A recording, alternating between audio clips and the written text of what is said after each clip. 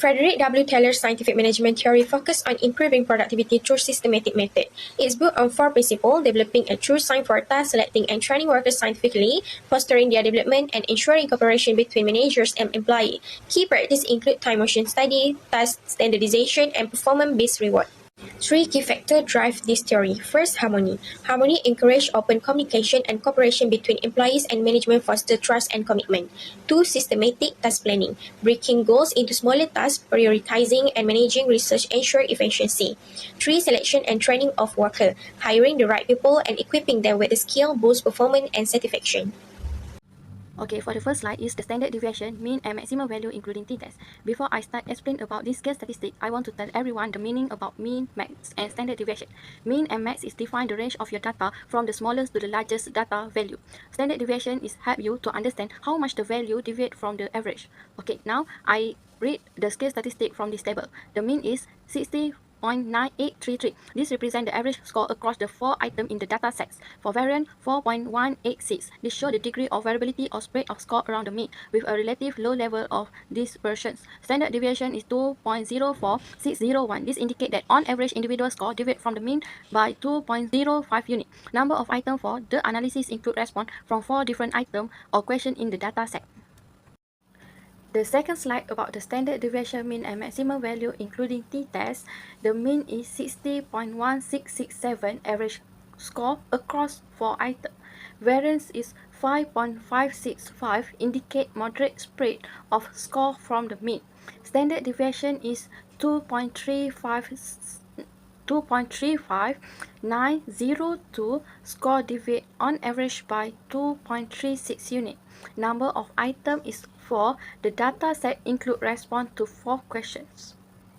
If you can see for the third slide, the mean is 60.6333 center tendency of the data set.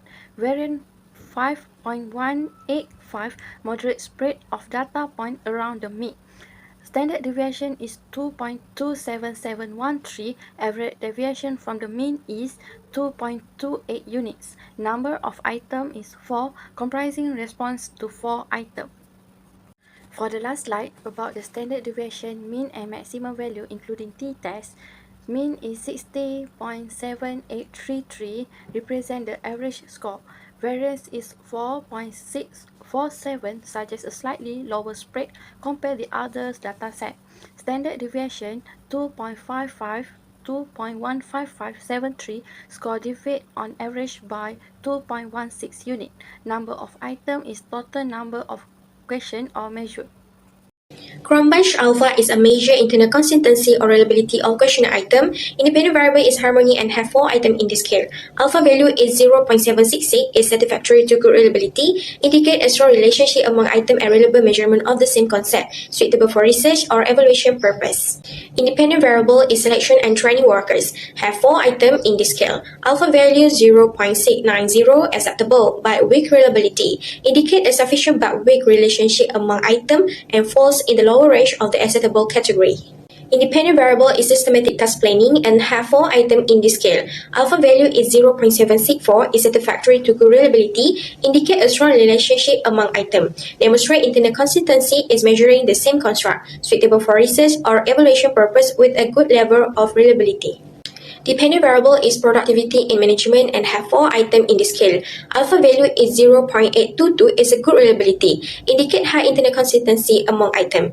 Each item is well related and measure the same construct, highly reliable scale. So for the R-square, the model summary reveals a satisfactory fit to the data with an R-square value of 0.478, indicating that approximately 47.8% of the variance in the dependent variable can be explained by the independent variables included in the model. However, the adjusted R-square of 0.450, which accounts for the number of predictors, provides a more conservative estimate of model fit, suggesting that 45% of the variance is explained by the model after adjusting for the number of predictors.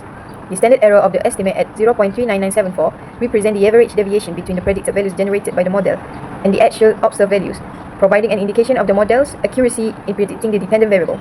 Furthermore, the model's overall significance is strongly supported by the F statistic of 70.081 with a p-value of 0.000, indicating that the observed relationship between independent variables and the dependent variable is highly unlikely to have occurred by chance. ANOVA. The ANOVA table reveals a statistically significant regression model F356 equal to 70.081, p less than SMP15603 providing strong evidence that the independent variables, namely STP, STW, and H, collectively explain a substantial portion of the variance observed in the dependent variable, PM. This significance is determined by comparing the variance explained by the regression model to the residual variance, which represent the unexplained variation in the data.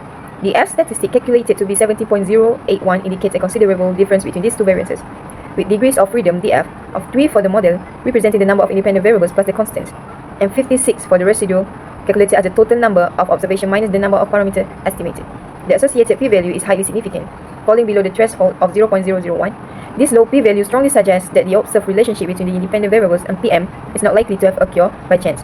In other words, it is highly probable that the independent variables have a meaningful and statistically significant influence on the variation observed in the dependent variable, PM.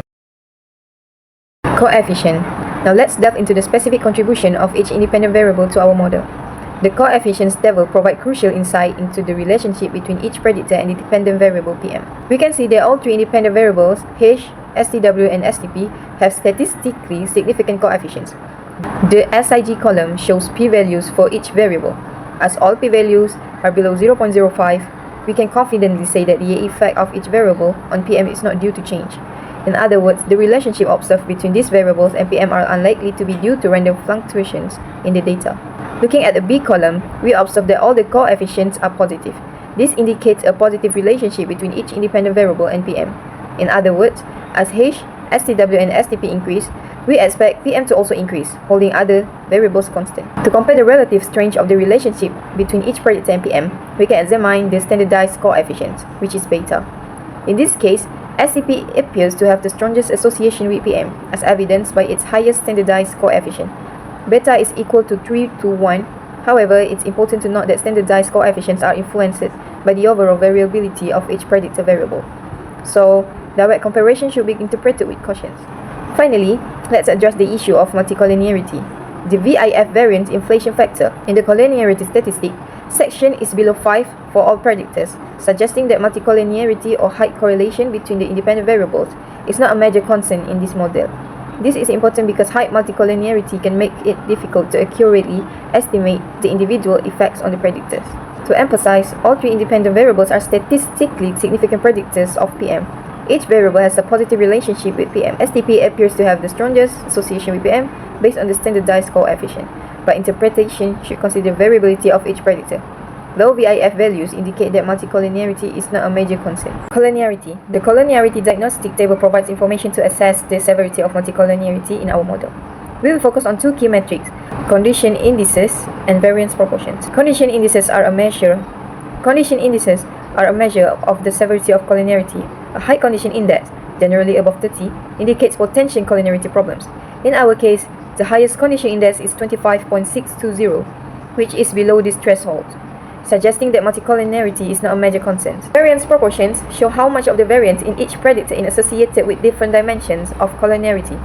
If a large proportion of a predictor variance is associated with a single dimension, it suggests that this predictor is highly correlated with other predictors.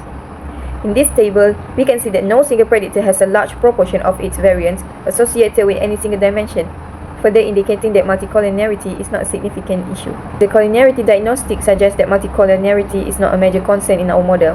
This is important because high multicollinearity can make it difficult to accurately estimate the individual effect of the predictors on the dependent variable. To emphasize, multicollinearity can lead to unstable and unreliable regression coefficients. Condition indices and variance proportions are used to assess collinearity. Low condition indices and a lack of strong associations in variance proportion indicate that multicollinearity is not a major concern. Further, regarding the hypothesis testing, a hypothesis is a statement or a prediction that can be tested through research or experiment. It provides a clear idea of what you expect to find based on existing knowledge and observations. Hypothesis is relationship between dependent variable and independent variable. Conclusion: harmony in workplace with moderate positive correlation with productivity management. Are 0.576 important of mutual respect involvement in the decision making and conflict resolutions. Selection and training of worker moderate positive correlation with productivity management are 0.567. Competent employees and adequate training and change skill and performance. Systematic task planning strongest positive correlation with productivity management are 0.598. Organized planning and use of digital to improve organizational efficiency.